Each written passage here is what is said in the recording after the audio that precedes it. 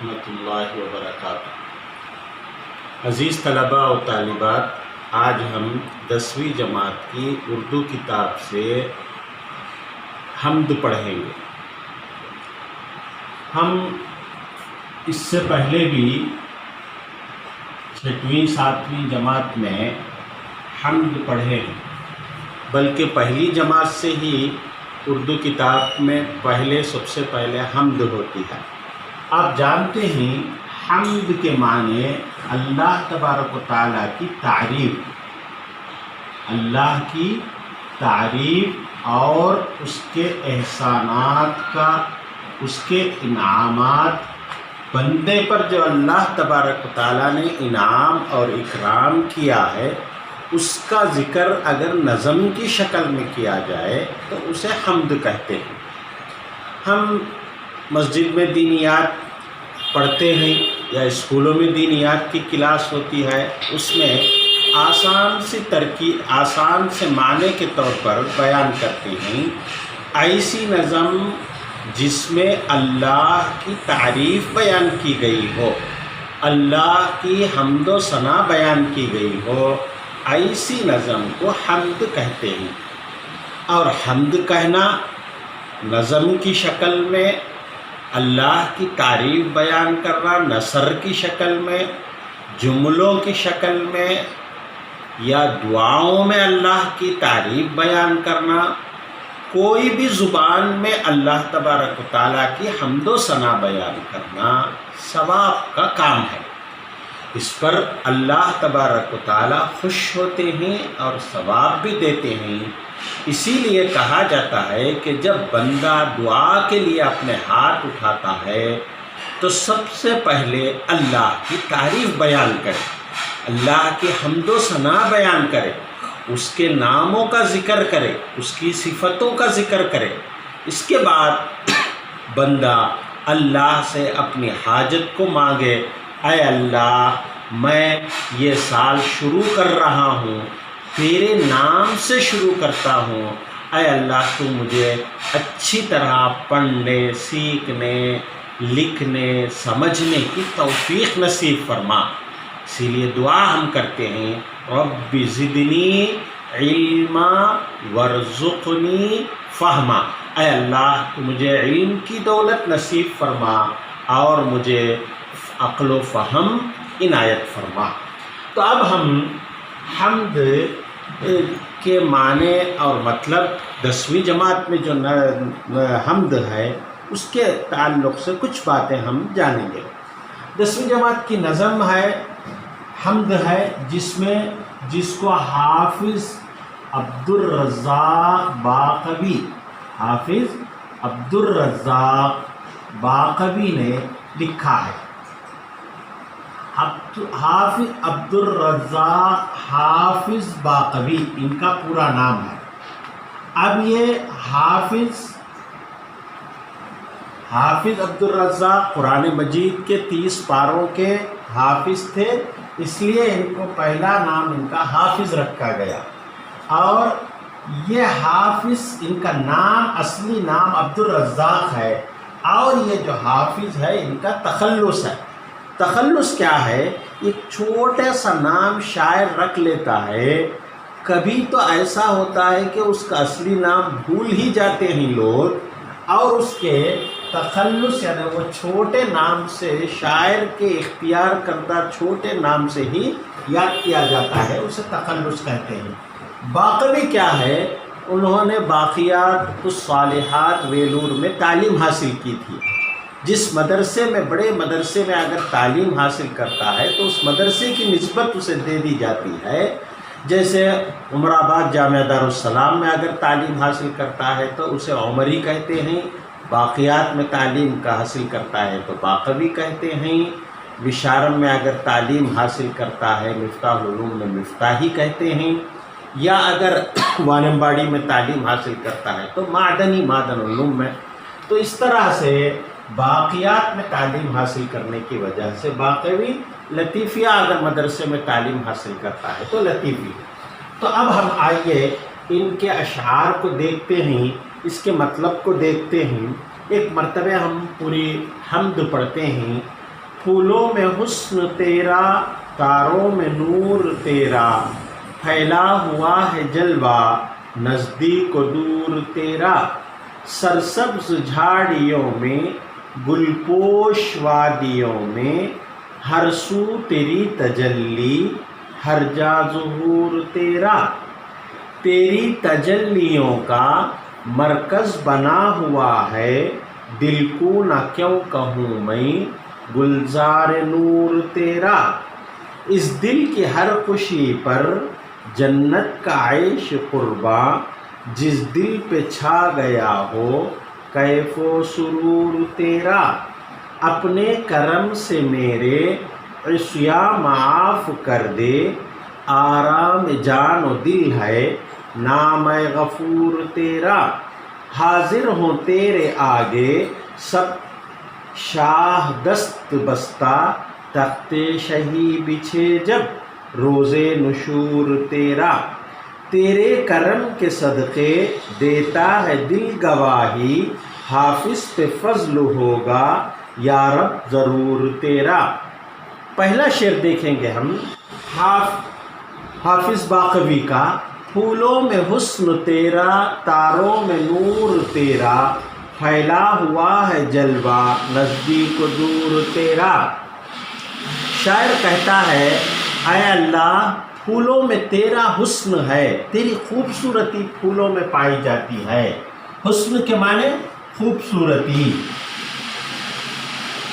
تیری خوبصورتی پائی جاتی ہے، اور تیرا نور، نور کے معنی روشنی، تاروں میں ستاروں میں تیرا نور پایا جاتا ہے، تیری روشنی پائی جاتی ہے، اور تیرا جلوہ، تیری قدرت کا کرشمہ دور دور تک بھی پھیلا ہوا ہے اور نزدیک میں بھی پھیلا ہوا ہے۔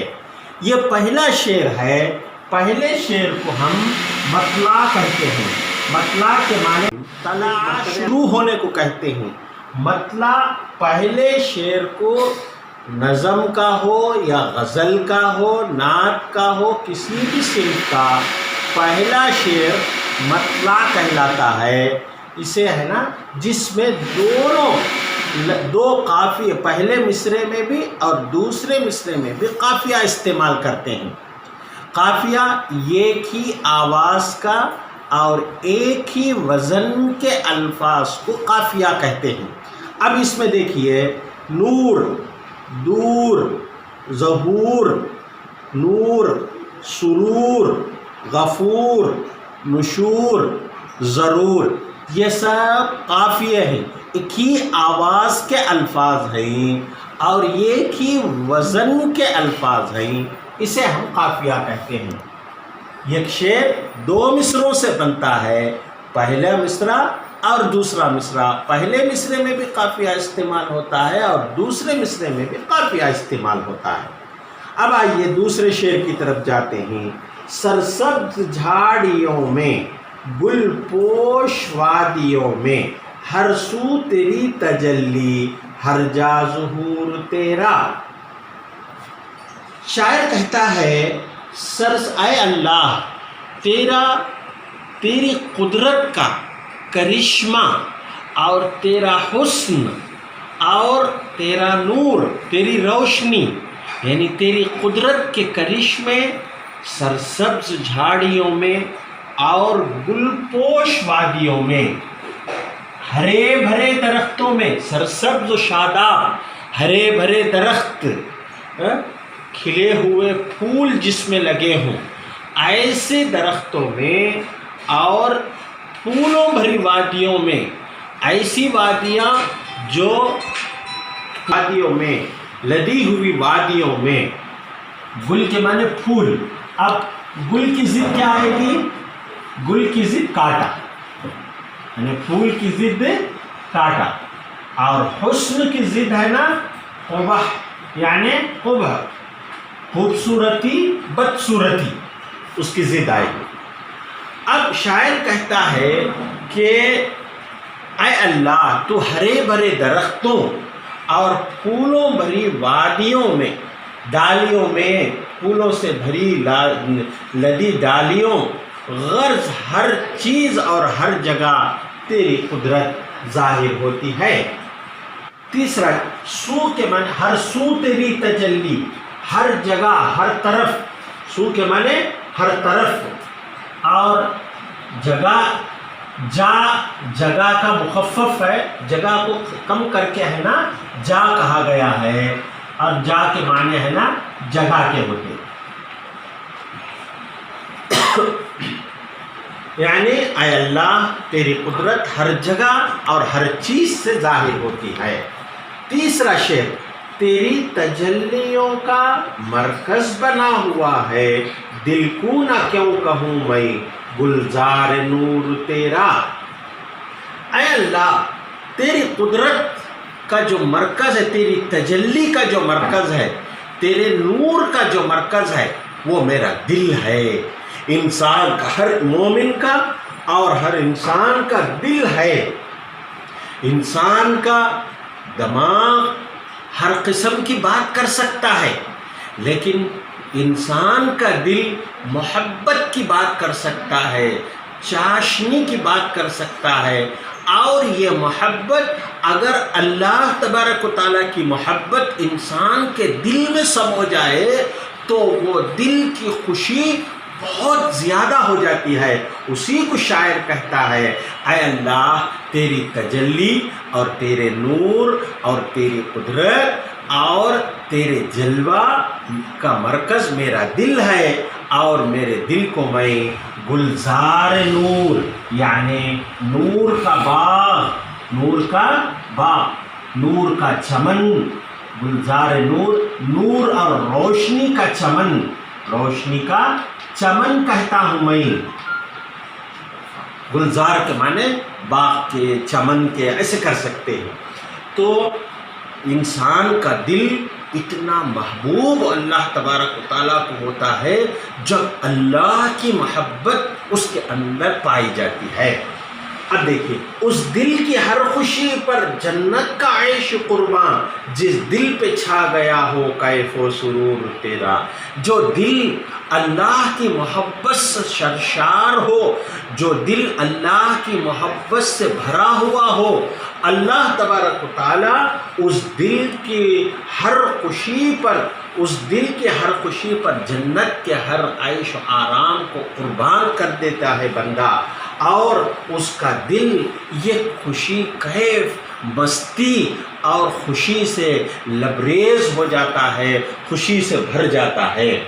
اے اللہ جس دل میں تیری محبت اور تیری تجلی ہو، اس دل کی ہر خوشی پر جنت کا عیش قربان ہو جاتا ہے۔ اپنے کرم سے میرے عصیاں معاف کر دے، آرام جان و دل ہے نام اے غفور تیرا۔ اب بندہ اپنی عاجزی کو اللہ تبارک و تعالیٰ کے سامنے پیش کرتا ہے، اے اللہ تو اپنے فضل و کرم سے میرے گناہوں کو، میری نافرمانیوں کو، عصیاں کے معنی نافرمانی اور گناہ، میرے گناہوں کو اور میری نافرمانی کو تو اپنے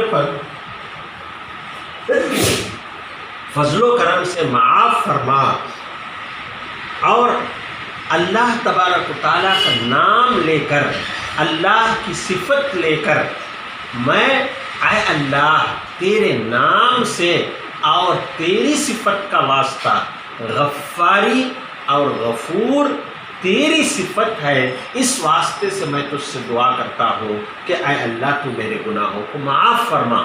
اللہ تبارک و تعالیٰ کے 99 نام ہیں، 90 پر 9 نام ہیں، ہم دینیات میں بھی پڑھتے رہتے ہیں اللہ کے نام۔ اللہ کے ناموں کو یاد کرنا، اللہ کی صفت کو بیان کرنا، هو الرحمن الرحیم الملک القدوس العزیز الجبار المتکبر، یہ اللہ تبارک و تعالیٰ کے نام ہیں۔ اللہ کے ناموں کو، اللہ کے صفتوں کو بیان کرنا چاہیے، یاد کرنا چاہیے۔ حدیث میں آتا ہے من احصاها فقد دخل الجنہ، کہ جو ان ناموں کو یاد کر کے اس کو گنائے گا اللہ تبارک و تعالیٰ اسے جنت میں داخل فرمائیں گے۔ اب شاعر کہتا ہے، قیامت کے منظر کو پیش کر کے کہتا ہے، حاضر ہوں تیرے آگے سب شاہ دست بستہ. ایسے اسے پڑھنا چاہیے، حاضر ہو تیرے آگے سب شاہ دست بستہ، تخت شہی بچھے جب روز نشور تیرا.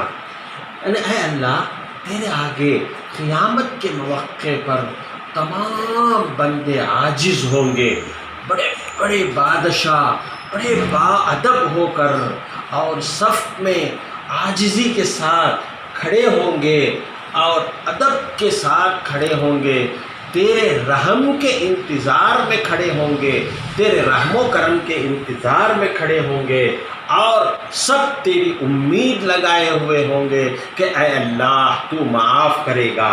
ایسے مواقع پر تیرے کرم کے صدقے دیتا ہے دل گواہی، حافظ پہ فضل ہوگا یا رب ضرور تیرا. اس موقع پر، قیامت کے موقع پر صرف تیرا ہی کرم ہوگا، تیرے عرش کا سایہ ہوگا اور تیری مہربانی ہوگی. تیری مہربانی اور تیرا کرم، کرم کے معنی مہربانی،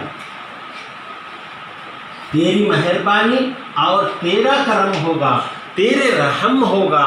تیرے رحم اور کرم کے میں یعنی حافظ کا دل یہ گواہی دیتا ہے، اسے بھی معاف کر دے گا تو، اور تمام لوگوں کے اوپر اپنی رحمت شامل کرتے ہوئے تمام کو معاف کرے گا. اب آخری شعر میں آپ دیکھے ہوں گے، اس میں شاعر کیا کیا ہے، حافظ پہ فضل ہوگا. حافظ اپنا تخلص استعمال کیا ہے. اس شعر کو مقطع کہتے ہیں، نظم یا غزل کے آخری شعر کو مقطع کہتے ہیں، جس میں شاعر اپنا تخلص استعمال کرتا ہے. اس نظم کو آپ یاد کیجئے، اس خلاصے کو بھی یاد کیجئے. اب ہم آسان بالکل آپ کو ہے نا اس سے دیکھیں کہ کس طرح سے اس کے سوالات ہیں، آسان سوالات ہیں. اسے آپ اس جواب کی روشنی میں، اس خلاصے کی روشنی میں آپ دیکھیے. پھولوں میں حسن، پھولوں میں کس کا حسن اور تاروں میں کس کا نور پایا جاتا ہے.